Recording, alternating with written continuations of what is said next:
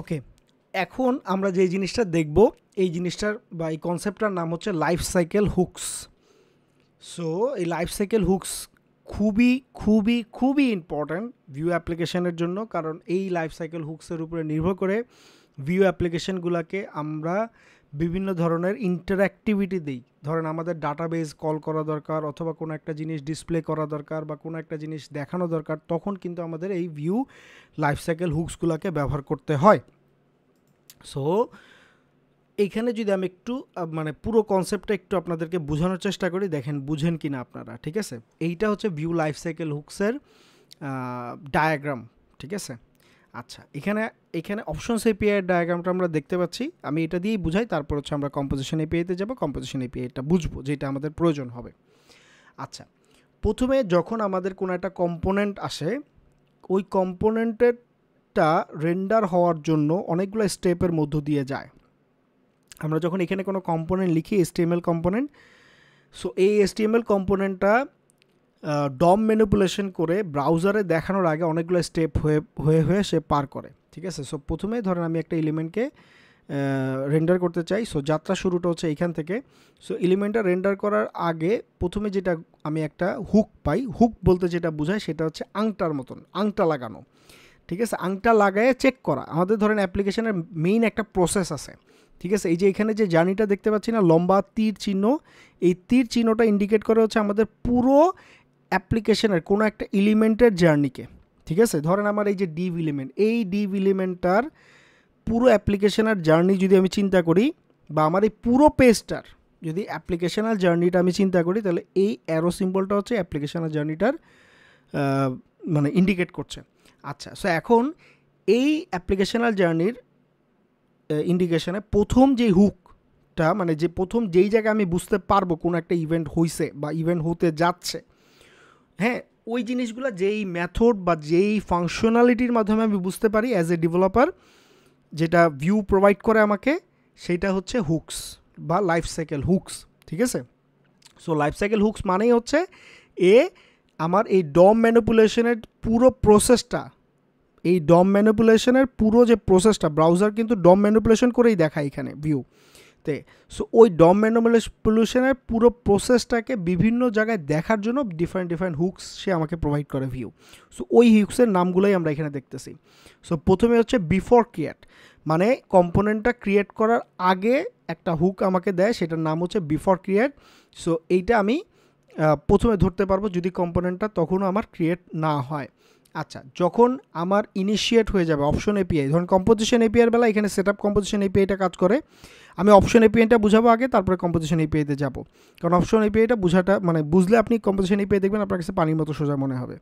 So এইখানে যখন options API initialization হচ্ছে, ইনিশিয়ালাইজেশন হওয়ার আগ মুহূর্তে হচ্ছে বিফোর ক্রিয়েট নামে একটা হুক প্রোভাইড করে।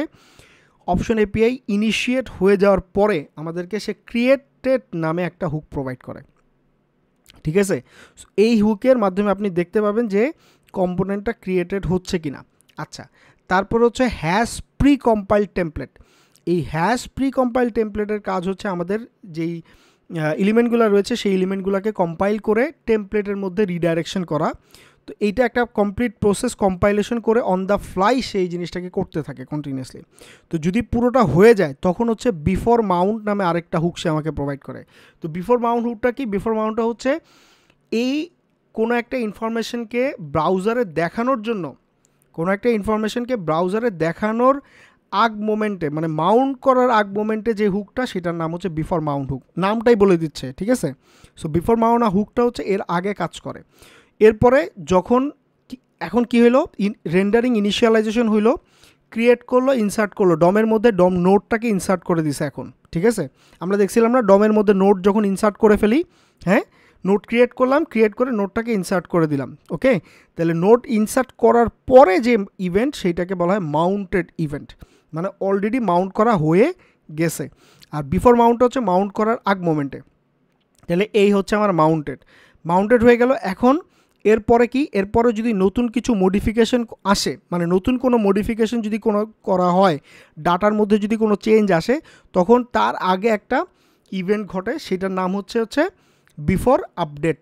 সেটার নাম হচ্ছে কি? Before update. আচ্ছা, বিফোর আপডেটের পরে যখন এই লুপটা ঘুরে আবারও যদি কোনো মডিফিকেশন, মানে ওই মডিফিকেশন বিফোর আপডেটের আগে, আপনার আপডেট করার আগে হচ্ছে বিফোর আপডেট এই হুকটা অ্যাক্টিভ হয়ে যায়, ঠিক আছে। আচ্ছা, আপডেট হয়ে গেল, আপডেট হওয়ার পরে যে ইভেন্ট সেইটার নাম হচ্ছে আপডেটেড ইভেন্ট।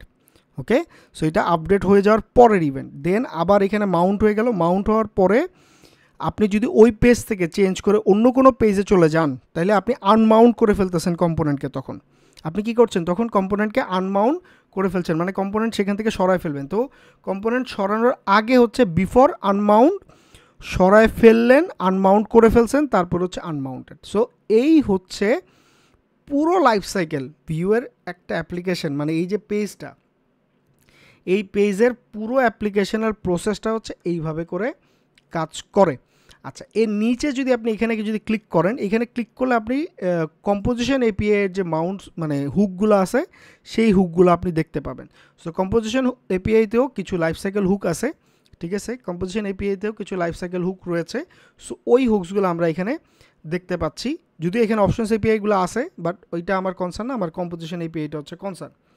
আচ্ছা, সো কম্পোজিশন এপিআইতে প্রথমে হচ্ছে অন মাউন্টেড হুক, ঠিক আছে। আমরা এখানে যে মাউন্টেড হুক দেখছিলাম না, এই যে মাউন্টেড হুক, এই মাউন্টেড হুকটাই হচ্ছে এখন কনভার্ট হয়ে কম্পোজিশন এপিআইতে কনভার্ট হয়ে গেছে কি on mounted hook. So on mounted করার পরে মানে এই কম্পোনেন্টটা অলরেডি মাউন্ট হয়ে গেছে, ঠিক আছে। সো এখন অন মাউন্টেডটা অ্যাক্টিভ পাচ্ছেন আপনি। আচ্ছা, তারপর হচ্ছে অন আপডেটেড হুক, এটা হচ্ছে আপডেট হয়ে যাওয়ার পরের হুক, ঠিক আছে। মানে অলরেডি আপডেট হয়ে গেছে, এরপরে গিয়ে আমি কোনো একটা অ্যাকশন পারফর্ম করলাম। আর অন আনমাউন্টেড হুক, আনমাউন্ট হওয়ার মানে হওয়ার পরে যে হুকটা সেইটা হচ্ছে অন আনমাউন্টেড হুক। ওকে, আচ্ছা, তাহলে এর আগে বিফোরের কিছু হুক দরকার আমার, মানে এই মাউন্ট করার আগ মুহূর্তের হুক। সো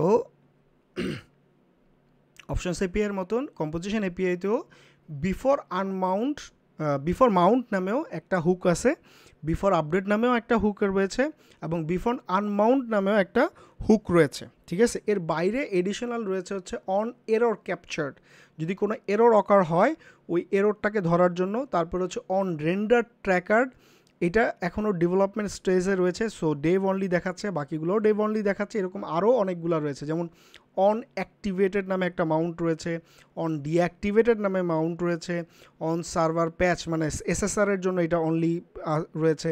তো এরকম আরও কয়েকটা ডেভেলপমেন্ট টিম কাজ করছে ভিউয়ের, তারা আরও নতুন নতুন এরকম কিছু বানাবে।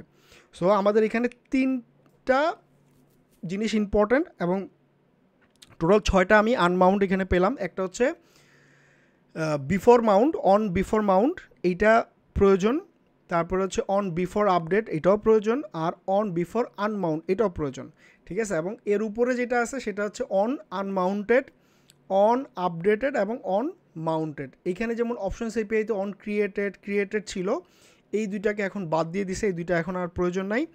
এইখানে বিফোর মাউন্টটাকে অন বিফোর মাউন্ট বানাই দিছে, মাউন্টেডটাকে অন মাউন্টেড বানাই দিছে, বিফোর আপডেটটাকে অন বিফোর আপডেট বানাইছে, আপডেটেডটাকে অন আপডেটেড বানাইছে, বিফোর আনমাউন্টকে অন বিফোর আনমাউন্ট বানাইছে, এবং আনমাউন্টটাকে অন আনমাউন্ট বানাইছে। বুঝতে পারছি? তার মানে এই 6টা নিয়ে হচ্ছে তারা বেসিক ডম ম্যানিপুলেশনের বিভিন্ন লাইফ সাইকেল হুক ক্রিয়েট করছে। সো এই হচ্ছে লাইফ সাইকেল হুকের বিষয়। এখন আসেন নেক্সট ভিডিওতে আমরা এই লাইফ সাইকেল হুকগুলোকে ব্যবহার করে দেখি যে এরা কিভাবে ট্রিগার হয় এবং কীভাবে লিখতে হয়।